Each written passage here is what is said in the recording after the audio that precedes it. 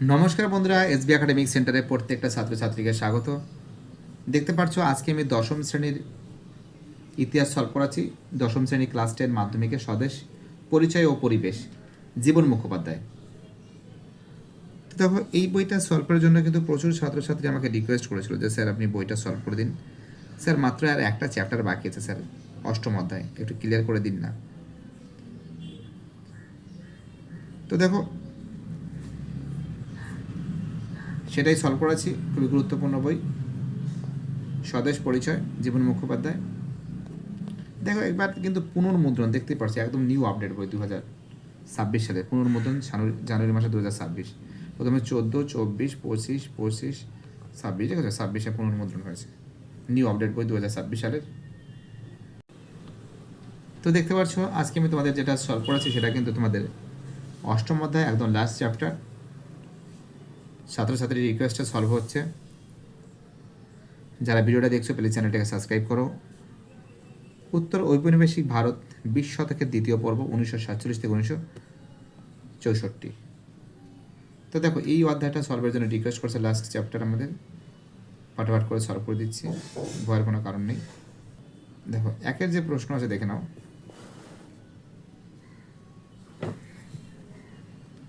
একের প্রশ্ন হচ্ছে যে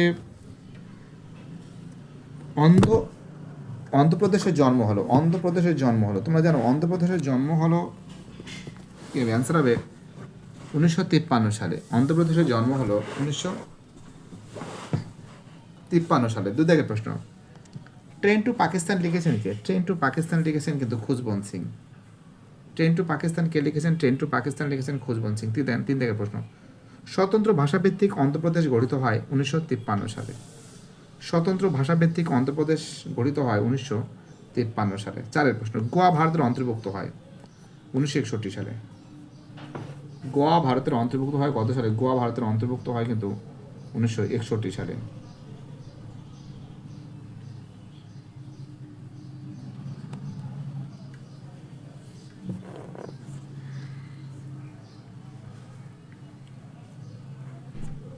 চলো পরের প্রশ্ন, আমাদের নেক্সট কোশ্চেন, 5-এর প্রশ্ন।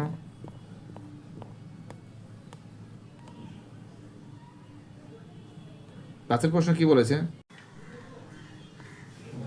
5-এর প্রশ্ন বলেছে যে দেশের রাজ্যটি গণভোটের মাধ্যমে ভারতীয় ইউনিয়নের অন্তর্ভুক্ত হয়। অ্যান্সার হবে জুনাগড়। অ্যান্সার কি হবে? জুনাগড়। 6-এর প্রশ্ন, ভাষাভিত্তিক গুজরাট রাজ্যটি গঠিত হয়, তোমরা জানো ভাষাভিত্তিক গুজরাট রাজ্য গঠিত হয় 1960 সালে। এটা হবে জুনাগড়, এটা 1960 সালে। চলো পরের প্রশ্ন, 7-এর প্রশ্ন, স্বাধীনতার প্রাক্কালে ভারতের সবচেয়ে বড় দেশীয় রাজ্য কী ছিল? অ্যান্সার হবে হায়দ্রাবাদ। স্বাধীনতার প্রাক্কালে ভারতের সবচেয়ে দেশীয় বড় রাজ্যের নাম কী ছিল? অ্যান্সার হবে হায়দ্রাবাদ হবে। 8 দাগের প্রশ্ন, পুনর্গঠিত কেরল রাজ্যটি অবস্থিত ছিল। অ্যান্সার হবে মালাবার উপকূলে। পুনর্গঠিত কেরল রাজ্যটি অবস্থিত ছিল কোথায়? পুনর্গঠিত কেরল রাজ্যটি অবস্থিত ছিল কিন্তু মালাবার উপকূলে।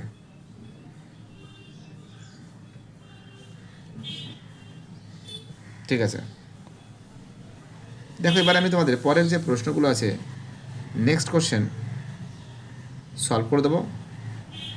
শূন্যস্থানগুলো দেখে নাও। শূন্যস্থানে কি বলেছে? যে হরি সিং ছিলেন ড্যাশের রাজা। হরি সিং ছিলেন ড্যাশের রাজা, খুব ইম্পর্টেন্ট কোশ্চেন। তোমরা জানো হরি সিং ছিলেন কিন্তু কাশ্মীরের রাজা। হরি সিং কোথাকার রাজা ছিলেন? হরি সিং ছিলেন কাশ্মীরের রাজা। খুব ইম্পর্টেন্ট কোশ্চেন, খুবই ভাইটাল কোশ্চেন বলে আমি মনে করি।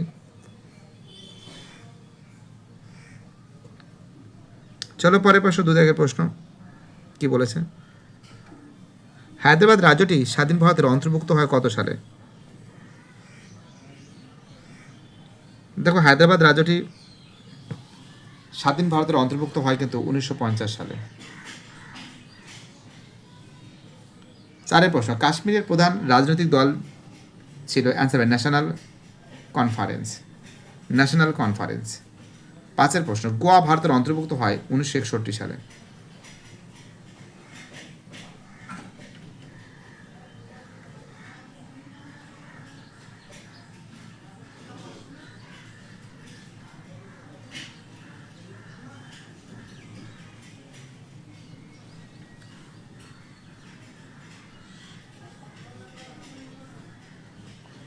এবার দেখো তোমাদের গোয়া ভারতের অন্তর্ভুক্ত হয় 1961 সালে।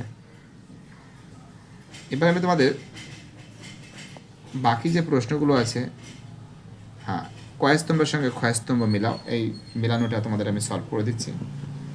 সম্পূর্ণ ভিডিওটা দেখতে থাকো।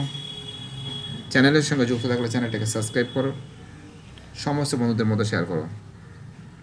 শেখ আবদুল্লাহ, অ্যান্সার হবে কাশ্মীর। রাজাকার বাহিনী, অ্যান্সার হবে হায়দ্রাবাদ। ঠিক আছে,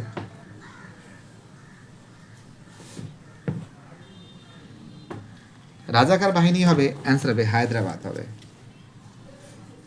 রাজাকার বাহিনী কি হবে? অ্যান্সার হবে হায়দ্রাবাদ।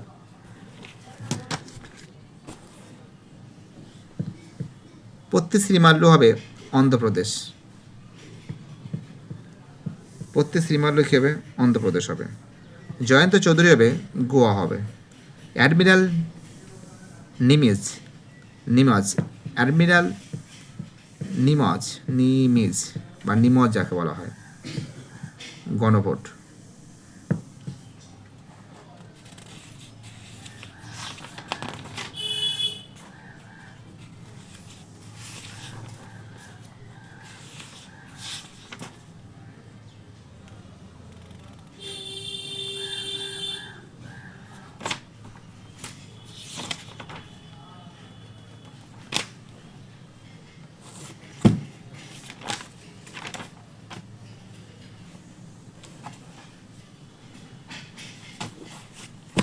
দেখো আমরা কিন্তু খুব সুন্দর করে কিন্তু তোমাদের সামনে কিন্তু আমি তুলে ধরেছি।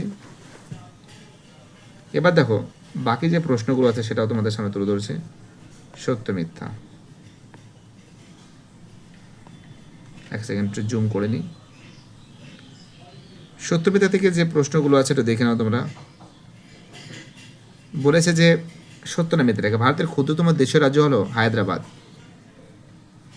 ক্ষুদ্রতম দেশীয় রাজ্য না, ভারতের ক্ষুদ্রতম দেশীয় রাজ্য হায়দ্রাবাদ হবে না, মিথ্যা আছে। 2 দাগের প্রশ্ন, কাশ্মীরের শাসক নিজাম নামে পরিচিত। তো দেখো কাশ্মীরের শাসক নিজাম নামে পরিচিত না, নিজাম নামে পরিচিত এটা ঠিক, নিজাম নামে পরিচিত আছে এটা ঠিক, কিন্তু সেটা কিন্তু হায়দ্রাবাদের শাসক। কাশ্মীরের শাসক নিজাম নামে পরিচিত না। কোথাকার শাসক নিজাম নামে পরিচিত? অ্যান্সার হবে হায়দ্রাবাদের শাসক।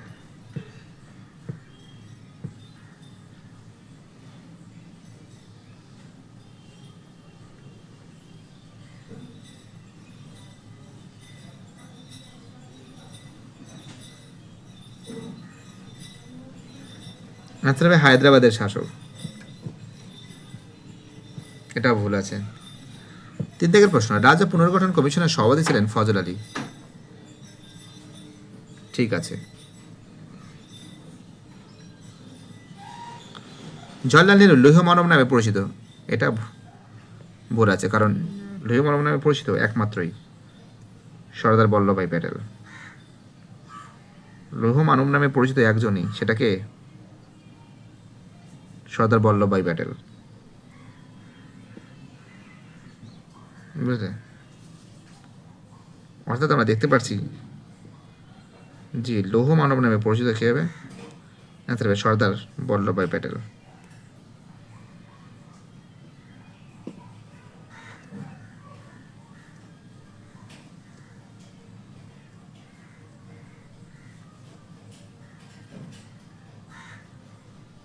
দেখো এগুলো সব ঠিক আছে। এবার তোমাদের যেটা সলভ করাবো, যে বিবৃতিগুলো,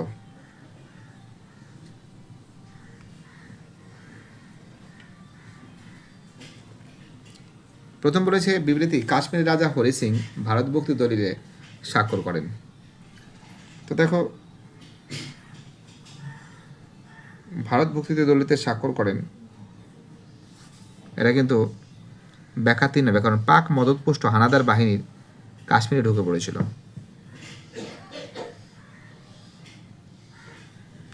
চলো পরে প্রশ্ন, 2 দাগের প্রশ্ন, হায়দ্রাবাদের ভারত ভক্তি ছিল একটি গুরুত্বপূর্ণ ঘটনা। ব্যাখ্যা 2 হবে, হায়দ্রাবাদের স্বাধীন অস্তিত্ব নষ্ট নয় বা নষ্ট হয়।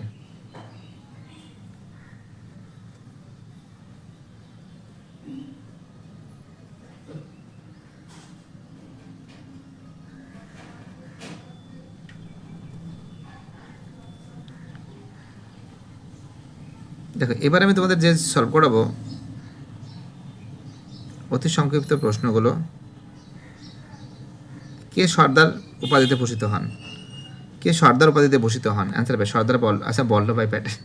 সর্দার উপাধিতে এটা মহিলারা দিয়েছিলেন, হ্যাঁ, তাকে এই উপাধিটা। কে সর্দার উপাধিতে ভূষিত হন? অ্যান্সার হবে বল্লভভাই প্যাটেল। দুদাগের প্রশ্ন, ভারতের প্রথম স্বরাষ্ট্রমন্ত্রী কে ছিলেন? একই সেম অ্যান্সার হবে। ভারতের প্রথম স্বরাষ্ট্রমন্ত্রী কে ছিলেন? অ্যান্সার হবে সর্দার বল্লভভাই প্যাটেল। 3 দাগের প্রশ্ন, কাথিয়াওয়াড় উপদ্বীপে অবস্থিত দেশীয় রাজ্যটির নাম কি ছিল? খুব ইম্পর্টেন্ট কোশ্চেন কিন্তু। তোমরা জানো কাথিয়াওয়াড় উপদ্বীপে সব থেকে গুরুত্বপূর্ণ রাজ্যটির নাম ছিল কিন্তু জুনাগড়। অ্যান্সার কি হবে? অ্যান্সার হবে জুনাগড় হবে। অ্যান্সার কি হবে? অ্যান্সার হবে জুনাগড় হবে। 4 প্রশ্ন, গোয়াতে কাদের উপনিবেশ ছিল? গোয়াতে উপনিবেশ ছিল পর্তুগিজদের। গোয়াতে কাদের উপনিবেশ ছিল? খুব ইম্পর্টেন্ট কোশ্চেন। তোমরা জানো গোয়াতে উপনিবেশ ছিল কিন্তু পর্তুগিজদের।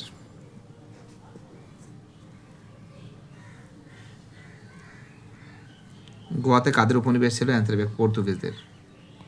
এবার দেখো এবার গোয়া দাগের যে প্রশ্নগুলো আছে বিভাগ গোয়া, প্রশ্ন মান 2, এই প্রশ্নগুলো সলভ করে দেবো।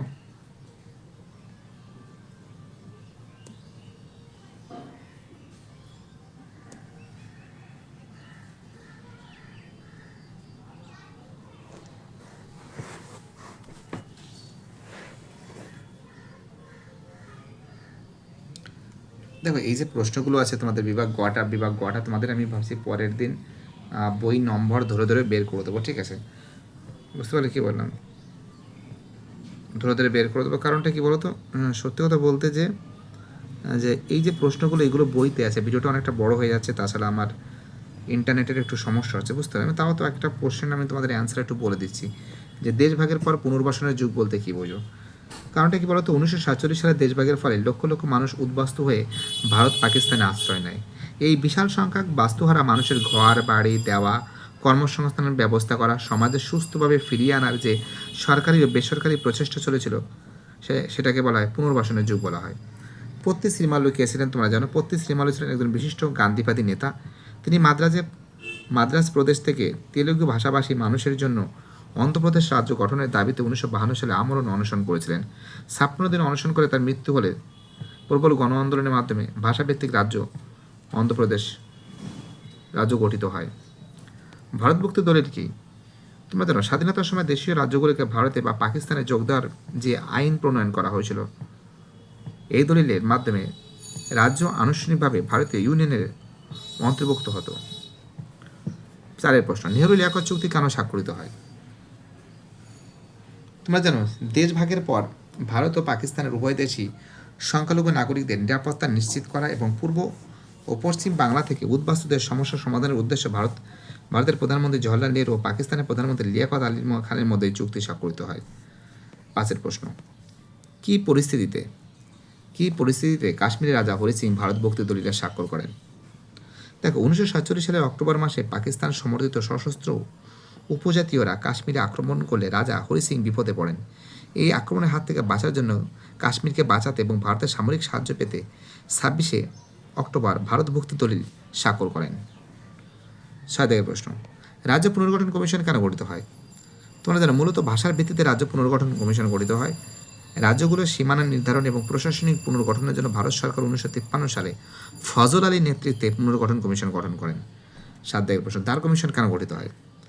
দেখো তোমরা জানো যে স্বাধীনতা প্রাক্কালে দক্ষিণ ভারতে ভাষাভিত্তিক রাজ্য গঠনের জোরালো দাবি ওঠে। এই দাবি খতিয়ে দেখতে প্রশাসনিক সুবিধার ভিত্তিতে রাজ্য পুনর্গঠন করা সম্ভব কিনা তা যাচাই করতে এসকে ধরের নেতৃত্বে দার কমিশন গঠিত হয়। 8 প্রশ্ন, সর্দার বল্লভভাই প্যাটেলকে ভারতের লৌহমানব বলা হয় কেন? স্বাধীনতার পর ভারতের 562টি রাজ্যকে অত্যন্ত দৃঢ়তা, বিচক্ষণতা, কঠোরতার সাথে ভারতীয় ইউনিয়নের অন্তর্ভুক্ত করতে সফল হয়েছিলেন। তার এই অটল সংকল্প অখণ্ড ভারত গড়ার অবদানের জন্য তাকে লৌহমানব বলা হয়। 9 প্রশ্ন, উদ্বাস্তু কাদের বলা হয়?